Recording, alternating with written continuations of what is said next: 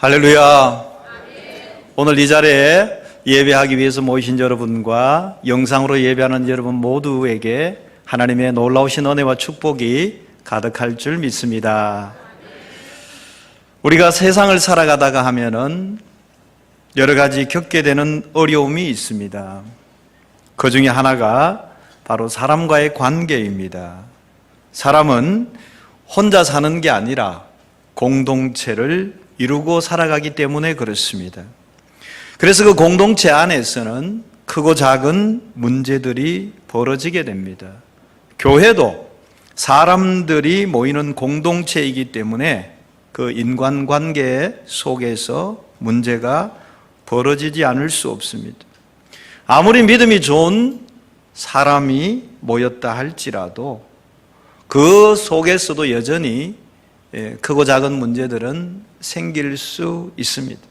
심지어 우리 가족끼리도 문제가 생기고 우리 성도끼리도 또 문제가 생길 수 있습니다. 심지어 목회자와 성도 간에도 또 어려운 문제가 생겨서 서로 상처를 주고받고 하는 일들이 비일비재하게 일어나고 있습니다. 오늘 마태복음 18장 21절에 보면은 베드로가 예수님께 이렇게 질문합니다. 주여, 형제가 내게 죄를 범하면 몇 번이나 용서하여 주리이까? 몇 번이나 용서하여 주리이까? 베드로는 자기 나름의 최고의 숫자를 얘기했습니다. 7번까지 하오리까? 예수님, 형제가 내게 범죄했을 때 7번까지 하면 되겠습니까? 최고의 숫자를 얘기한 겁니다.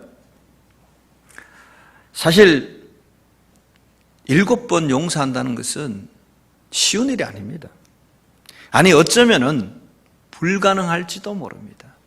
여러분에게 누군가가 상처를 주고 여러분의 마음을 뒤집어 놓은 사람이 있는데 그 사람을 7번까지 용서하실 수 있겠습니까? 쉽지 않습니다. 그래도 베드로는 수제자니까 예수님 7번까지 하면 되겠습니까? 이렇게 물었습니다. 사실 이거 용서도요, 상대방에 따라서 숫자가 좀 달라집니다. 우리가 자녀들을 키울 때 우리 자녀들이 잘못하면은 몇 번 용서하십니까? 저는 4명의 자녀를 키우면서 그들에게 몇 번을 용서했는지 기억이 안 납니다. 우리가 자녀를 키울 때 자녀는 수도 없이 부모의 마음을 속상하게 하고 뒤집어 놓습니다. 그런데 자녀는 희한해요. 용서하고 또 용서하게 됩니다. 그런데요, 그 대상이 자녀가 아니라 배우자가 되면 조금 숫자가 줄어들어요. 예수님께서는 베드로에게 나중에 490번 얘기하잖아요. 저 솔직히 제 지금까지 결혼 생활하면서 저희 집사람을 490번 용서한 적이 없는 것 같아요. 그만큼 잘못한 것이 없을 수도 있고 또 다르게 얘기하면 제가 화를 많이 냈을 수도 있고요. 배우자가 그런데 하물며 다른 사람, 즉 남과의 관계 속에서 우리 몇 번 용서할 수 있겠습니까? 아주 숫자가 많이 줄어들게 되죠. 뭐 숫자 얘기할 것도 없죠. 한 번 용서하기도 쉽지 않죠. 내 눈에 흙 들어가기 전에 대놔봐라. 우리 이런 얘기들을 많이 합니다. 베드로는 7번까지 용서하면은 예수님의 제자로서 충분하지 않느냐, 그런 뜻으로 예수님에게 물었습니다. 예수님의 대답은 베드로의 기대와는 전혀 다른 얘기를 합니다. 오늘 18장 22절 말씀을 보시면은 예수께서 이르시되 내게 이르노니 7번뿐만 아니라 7번을 70번까지라도 할지니라 그랬습니다. 7번도 힘든 마당에 7번을 70번까지 용서해야 된다는 이 예수님의 말씀은 베드로가 듣기에는 실현 불가능한 얘기입니다. 여러분 7번씩 70번까지 한다는 것은 490번까지만 용서하라는 뜻이 아닙니다. 성경의 7과 70은 완전수입니다. 즉 무한하게 용서하라는 얘기입니다. 베드로의 질문과 예수님의 답변에 이어서 하나님의 나라에 대한 비유가 연이어서 나오고 있습니다. 하나님의 나라에 대한 비유, 천국에 관한 비유는 마태복음 13장에서 7가지로 나오고 있습니다. 씨 뿌리는 비유, 곡식과 가라지의 비유, 겨자씨와 누룩의 비유, 밭에 감추인 보화의 비유, 진주 장사꾼의 비유, 물고기와 그물의 비유 등이 나옵니다. 이 모두 하나님의 나라, 천국에 관한 비유입니다. 오늘 우리가 읽었던 마태복음 18장의 내용도 그 천국의 비유의 연장선상에 있다는 것입니다.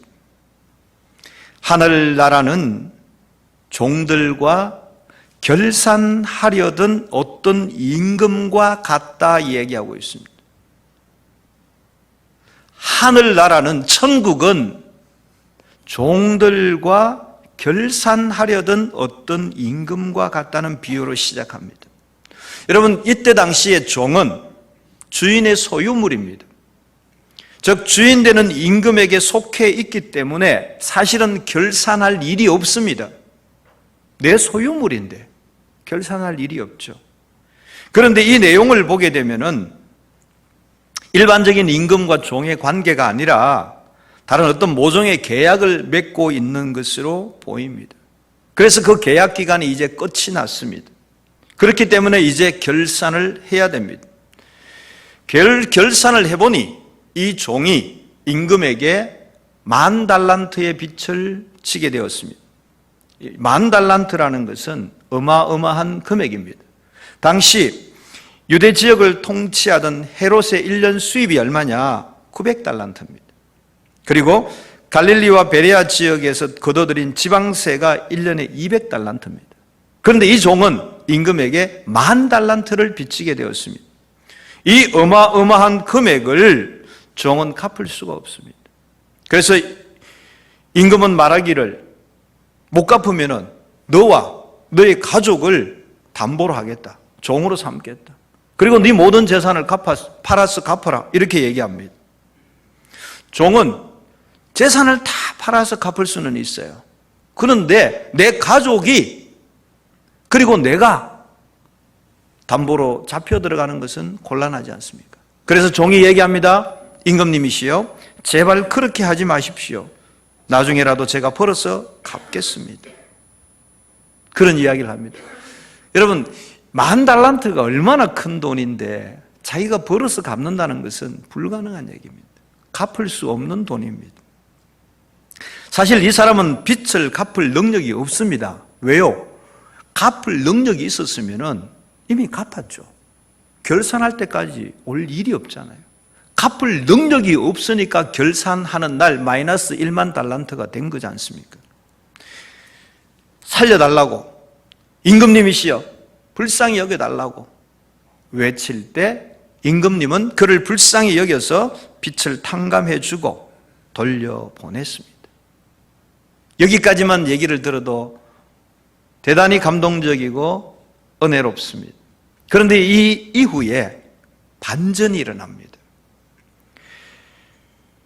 옥에 갇힐 뻔한 이 종이 나와서 집으로 가다가 자기에게 100데나리온 빚진 동료를 만났습니다. 그 동료의 목을 잡고 빚을 갚으라 윽박질렀습니다. 동료는 얘기합니다. 조금만 여유를 주시면 갚겠습니다라고 사정을 냅니다. 그런데 이 종은 그 동료를 사정을 봐주지 않습니다. 동료를 고발하고 감옥에 넣습니다. 이 사람의 행동 거지는 상식적으로 이해가 되지 않습니다. 여러분에게 이해를 돋구기 위해서 이 데나리온과 달란트를 원화로 한번 제가 환산을 해보겠습니다. 1데나리온은 노동자 하루 품삯입니다. 쉽게 얘기해서 한 20만 원 잡읍시다. 1데나리온. 그러면 100데나리온을 빚을 졌으니까 2천만 원 빚진 자입니다. 2천만 원. 적은 돈 아니죠? 그런데 자기는 얼마를 탕감받았느냐? 10,000달란트입니다. 1달란트는 6,000데나리온입니다. 그러면은 이 10,000달란트를 원화로 계산하면은 1,200억이 되는 겁니다. 1,200억. 하루 품삯 20만 원 계산하십니다. 내가 1,200억 원을 탕감받은 자가 2천만 원 내게 채무 있는 자를 용서해 주지 못하고 그의 목을 잡고 갚아라. 그러면서 고소하고 감옥에 넣었다는 것입니다. 여러분, 앞의 사건은 임금과 종의 관계입니다. 그런데 지금은 동료입니다. 동료. 느낌이 다르지 않습니까? 임금과 종의 관계에서 10,000달란트, 1,200억 원을 탕감받은 사람이 자기 동료에게 2천만 원 빚이 받을 게 있어요. 이것을 탕감해 주지 못하고 돈 내놔! 이렇게 하고 있는 겁니다. 여러분, 여기서 중요한 것은 이 종이 자신이 금액을 탕감받았다는 사실을 잊어버리고 있는 겁니다. 사람이라면 내가 1,200억 원 정도를 탕감받았다면 나에게 2천만 원 줄 수 있는 사람, 나도 탕감해 줄 수 있어야 돼요. 그런데 이 사람은 자기가 탕감받은 사실은 잊어버리고 남이 자기에게 갚아야 될 돈, 남이 나에게 잘못했던 것, 이런 것은 기억하고 있는 것입니다. 이 사실을 전해들은 임금은 그 종을 다시 불러서 엄하게 책망하고 감옥에 가두어 버리게 됩니다. 악한 종아, 네가 빌기에 내가 네 빚을 전부 탕감하여 주었거늘 내가 너를 불쌍히 여김과 같이 너도 내 동료를 불쌍히 여김이 마땅하지 아니하냐. 이 임금이 말이에요. 내가 너를 금액을 탕감해 주었는데 그와 마찬가지로 너도 너 동료를 그렇게 탕감해 주는 것이 맞지 않느냐. 그런데 너는 왜 그렇게 하지 않았니? 하면서 옥졸들에게 시켜서 이 사람이 빚을 다 갚을 때까지 감옥에 가두어라 그럽니다. 이 교훈은 우리에게 두 가지를 말해주고 있습니다. 이 비유가 우리에게 두 가지 교훈을 말하는데 첫 번째 교훈은 이겁니다. 예수님께서 베드로에게 7번씩 70번이라도 용서해 주라는 그 숫자와 이 종이 갚아야 될 10,000달란트의 숫자가 같다는 것입니다. 무엇으로 같은 거냐 하면은 자기의 힘으로는 갚을 수 없는 내 능력 밖의 일이라는 것입니다. 그런데 예수님이 7번씩 70번이라도 용서해 주라는 말과 임금이 10,000달란트를 탕감해 주는 얘기는 무한정의 용서를 얘기하는 겁니다. 무한정의 사랑을 이야기하고 있습니다. 두 번째 교훈은 뭐냐 하면은 사람들은 자신이 탕감받은 것은 잊어버리고 남에게 대해서는 인색한 방식으로 세상을 살아가고 있다는 겁니다. 우리가 10,000달란트 탕감받은 사람이라는 사실을 온전히 깨닫는다면은 저와 여러분의 삶이 달라져야 합니다. 내가 10,000달란트를 탕감받았다면은 나도 누군가에게 비록 작은 금액이라도 탕감해 주며 그렇게 살아야 하는 겁니다. 그러면 얘기합니다. 내가 왜 10,000달란트 탕감받습니까? 나는 10,000달란트 빚진 자가 아닙니다. 이렇게 얘기할 수 있습니다. 여러분, 우리 모두는 죄인입니다. 죄의 값은 사망입니다. 여러분의 생명값이 얼마짜리신가요? 여러분이 1,200억 가치 되십니까? 덜 되십니까? 더 되십니까? 우리의 생명값으로는 돈으로 환산할 수 없습니다. 우리가 10,000달란트 빚진 자라는 것은 내가 죄인으로서 이 죄를 갚아낼 수 있는 돈이 한정이 없다는 거죠. 그것을 10,000달란트로 비유로 얘기하고 있습니다. 즉 인간은 모든 사람은 죄인이고 죄의 삭은 사망입니다. 그래서 죄의 값을 우리가 도저히 갚을 수 없는 그 죄의 값을 1만 달란트로 표현하고 그 죄값을 예수 그리스도께서 사해 주셨다는 것이죠. 그래서 우리는 1만 달란트 탕감받은 자라는 사실입니다. 세상에 많은 사람들이 예수 없이 살아가고 있습니다. 오늘도 숨 쉬고 먹고 마시고 배설하고 즐기고 다니고 있습니다. 그것만으로 그들이 생명을 얻었다고 말할 수는 없습니다. 나는 운동을 해서 오늘 건강해. 나는 건강해. 나는 생명이 있어. 누가 그걸 장담할 수 있습니까? 어떤 것을 아무리 많이 소유하고 성취하고 내가 오늘 누리고 있다 할지라도 그 자신의 내면이 채워지지 아니하면은 살아도 산 것이 아닙니다. 내가 예수 없이 이 땅에서 성공하고 출세하고 돈을 벌고 지위와 명예를 가졌다 할지라도 그것은 나에게 참된 것이 아닙니다. 잠시 잠깐 있다가 없어질 것들입니다. 나는 여전히 죄인이기에 죄의 삭은 사망이라. 그는 잠시 잠깐 후에 영원한 지옥에서 영원토록 고통 가운데 살아야 합니다.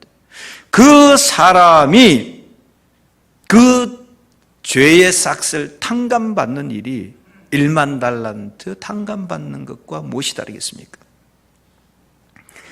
세상적으로 많은 것을 소유했다 할지라도 세상적으로 내가 많은 것을 성취하고 오늘 누리고 산다 할지라도 그 마음에 예수가 나의 구원자라는 사실이 없다면은 예수께서 나의 죄를 대신해서 죽어주심으로 내 죄 사함을 받았다는 그 사실이 없다면은 그 사람은 영원한 생명을 소유한 사람이 아닙니다.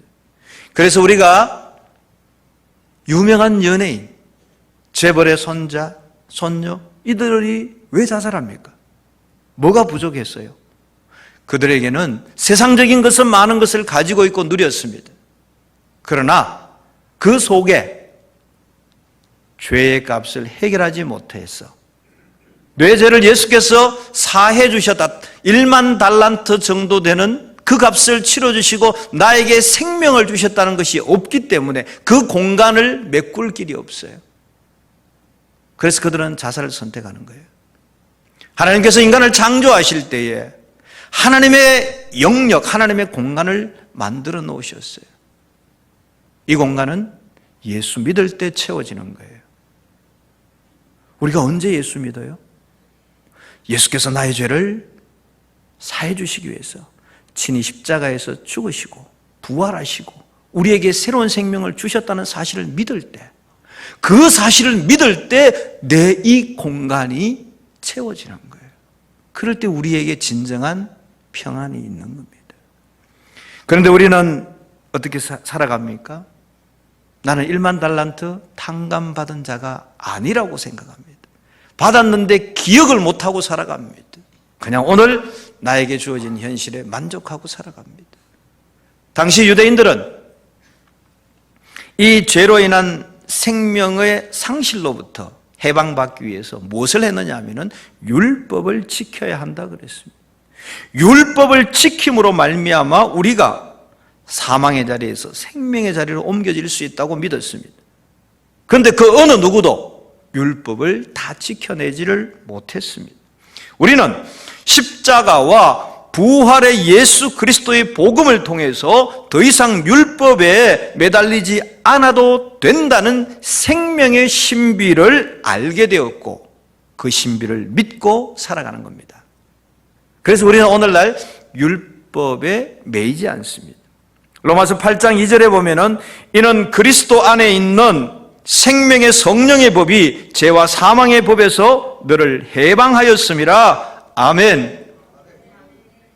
생명의 성령의 법이 죄와 사망의 법에서 너를 해방하였다 그랬습니다.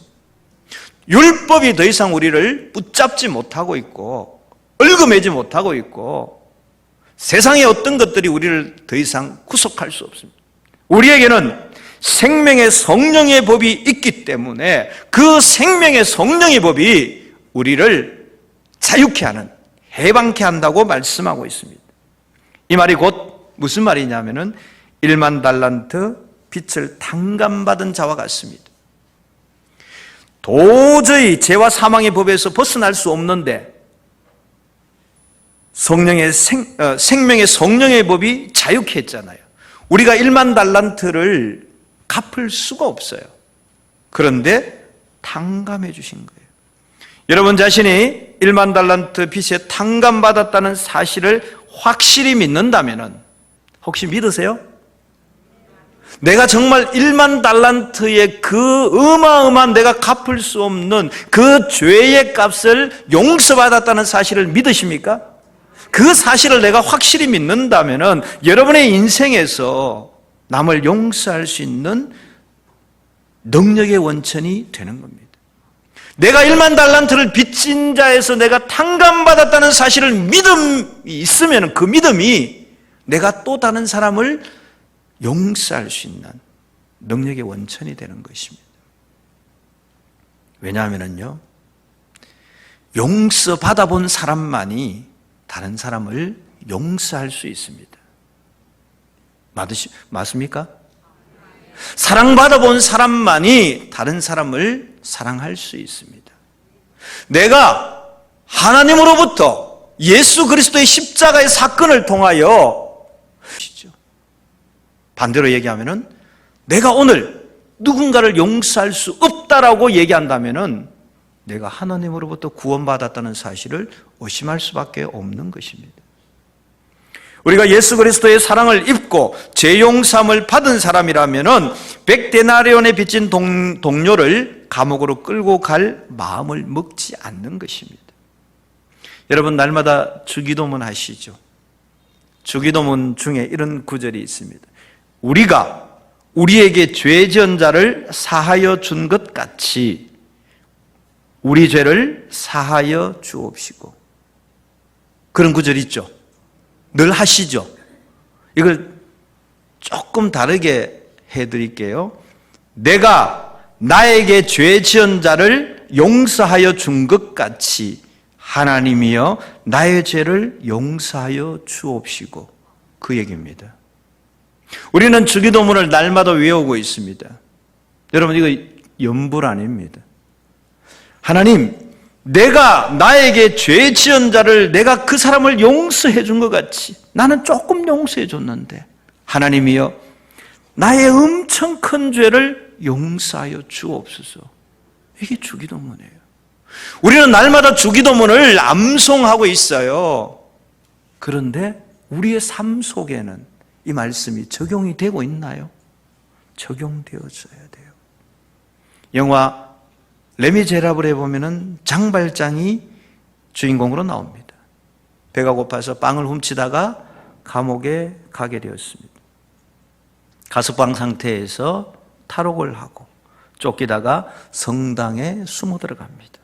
신부는 그에게 먹을 것을 주고 잠자리를 제공해 줍니다. 그러나 장발장은 그 성전에 있는 금촛대와 은촛대인가요? 촛대와 그릇을 훔쳐서 도망갑니다. 얼마 되지 않아서 경찰에서 잡혀서 그 신부 앞에 오게 됩니다. 신부님, 이 성당에서 이 촛대와 그릇을 분실하셨죠? 이놈이 훔쳐갔어요. 어떡할까요? 그때 신부는 저놈이 내가 자기에게 먹을 걸 주고 잠자리를 주고 도피처를 했는데 배은망덕하게도 촛대와 그릇을 훔쳐가다고 그놈을 가중처벌하십시오. 이렇게 말하지 않았습니다. 그 신부는 이렇게 얘기했습니다. 내가 그에게 선물로 준 것이요. 내가 그에게 선물로 준 것이요. 경찰은 더 이상 장발장을 뭐라 할 수가 없었어요. 즉 다시 말해서 장발장은 범죄했어요. 은혜를 잊어버리고 오히려 범죄했어요. 그러나 그 신부가 그 장발장을 용서하는 그 한마디, 그 용서로 인하여서 장발장은 나중에 어느 도시의 시장이 되어서 그 시민들을 잘 돌아봐주고 섬겨주는 그런 내용들이 나옵니다. 여러분, 이 용서라는 것은 사람을 살리는 능력이 있습니다. 그 장발장을 끝없이 따라다니던 경찰이 장발장을 변화시켰습니까? 아닙니다. 그 용서 한마디가 이 장발장을 변화시킨 것입니다. 여러분, 이제 아침 저녁으로 애법 날씨가 선선해졌다고 얘기하기는 보다는 좀 차가워졌죠. 어제 가천을 갔다 왔는데 단풍이 많이 들었어요. 그때 어제 돌아오는 시간에 석양이 이렇게 넘어가는데 백밀라에 비춰지는 그 석양이 너무 아름다웠어요.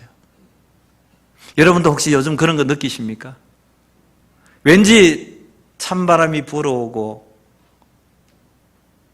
나무잎들이 단풍으로 물들어지고 혹 한두 잎 나뒹굴어지는 모습을 보면은 왠지 뭔가 좀 정리해야 되겠다라는 이런 마음이 들지 않습니까?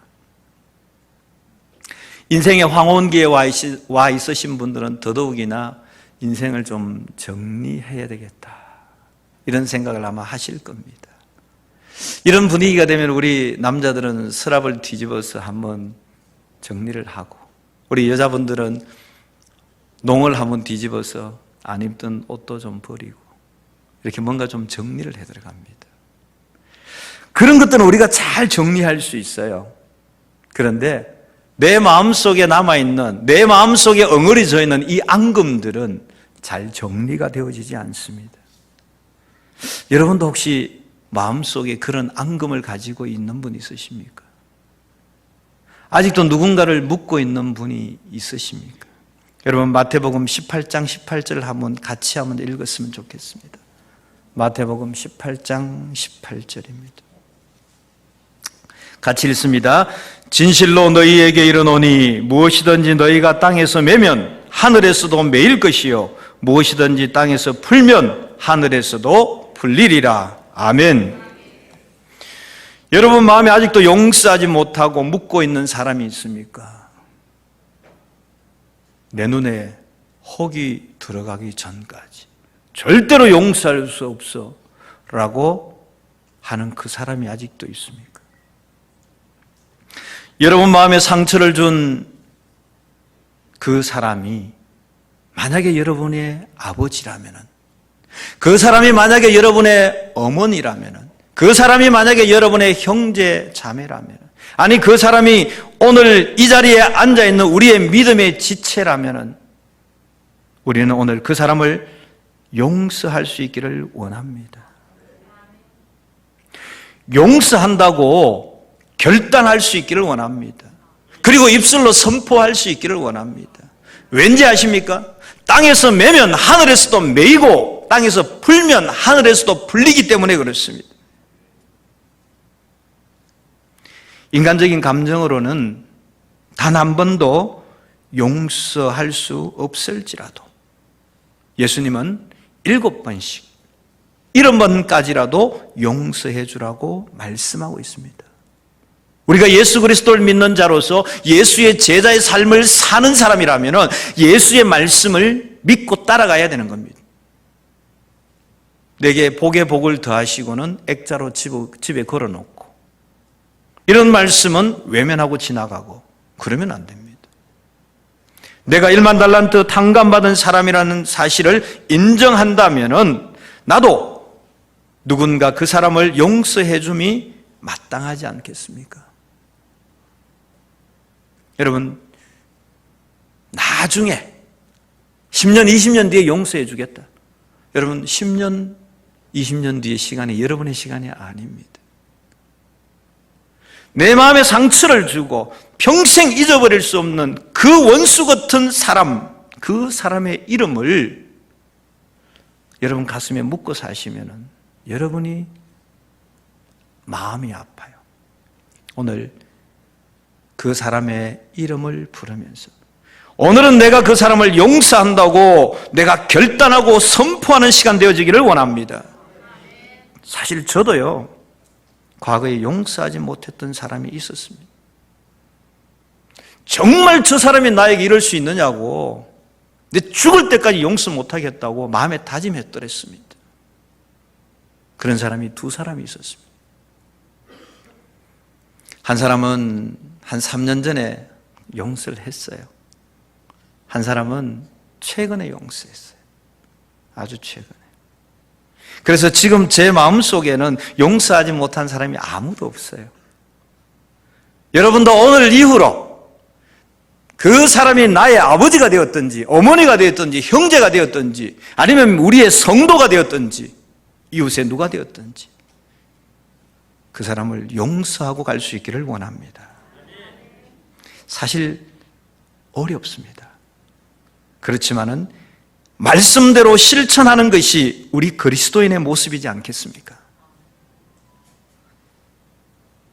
근데 사실 용서하고 싶은 마음은 들어 있어요. 저도 많이 그랬더랬습니다.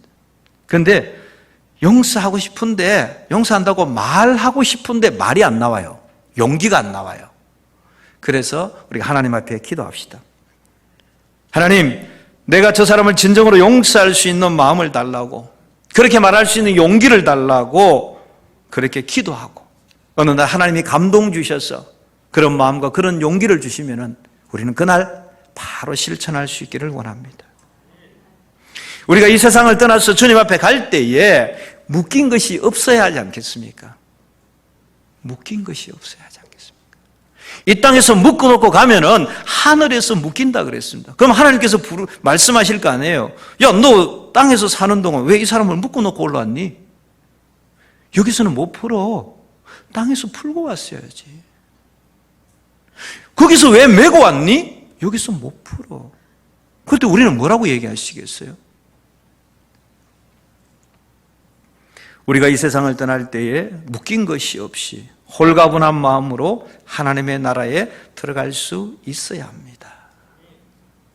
마음에 상처받는 일로 인해서 어떤 사람을 미워하고 마음에 묻고 있는 사람이 있다면은 주님 말씀대로 7번씩, 아니 7번을 70번씩이라도 용서해 줄 수 있기를 원합니다.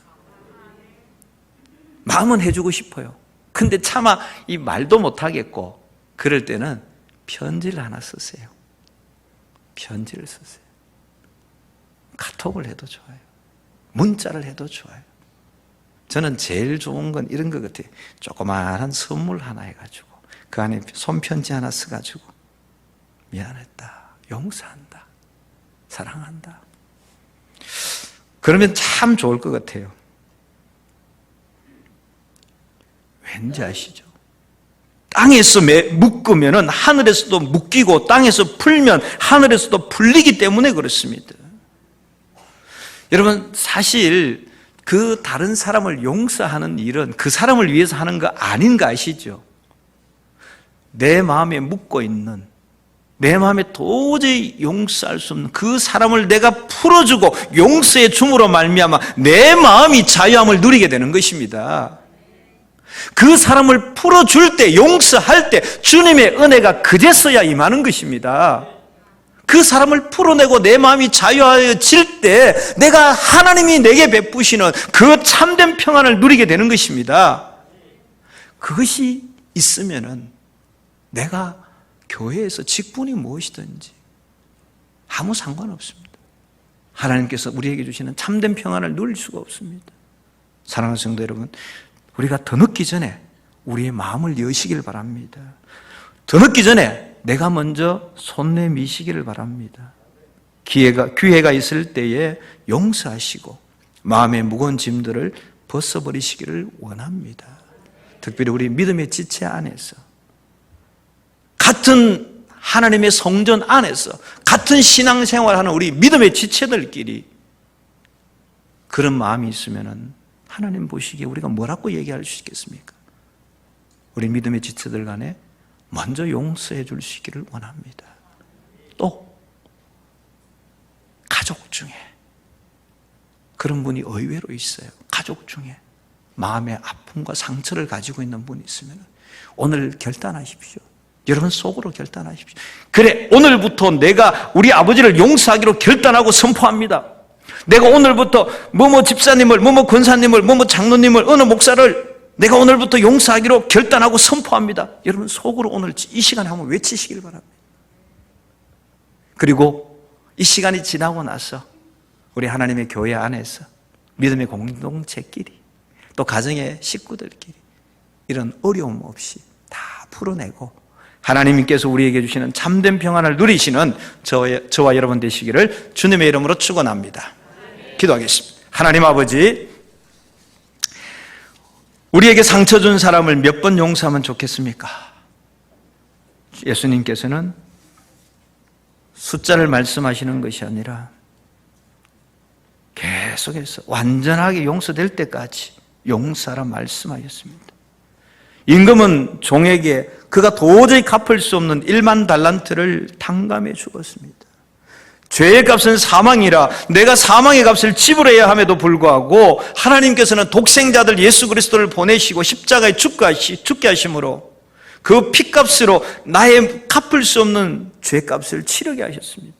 내가 1만 달란트 탕감받은 자라면은 나는 내게 아픔을 주었고 상처를 주었고 나를 힘들게 했던 그 사람, 내가 1만 달란트 탕감받은 자라는 사실을 인정한다면은 그 사람을 내가 용서하게 하여 주옵소서. 땅에서 매면 하늘에서도 매이고 땅에서 풀면 하늘에서도 풀린다고 말씀하셨사오니 우리가 이 땅 가운데 살아가면서 묻고 지나가는 자가 아니라 풀고 지나가는 자가 되게 하여 주옵소서. 더 이상 지체할 시간이 없습니다. 언제 우리 인생의 황혼기가 올지 우리는 아무도 알 수 없습니다. 오늘 기회가 주어질 때 하나님께서 오늘 내 심령에 이 말씀으로 두드릴 때 내 마음을 열고 내가 먼저 손을 내밀고 용서하며 하나님의 참된 평안을 누리며 살아가는 저희들 되게 하여 주시옵소서. 감사드리옵고 예수 그리스도 이름으로 기도드리옵나이다. 아멘.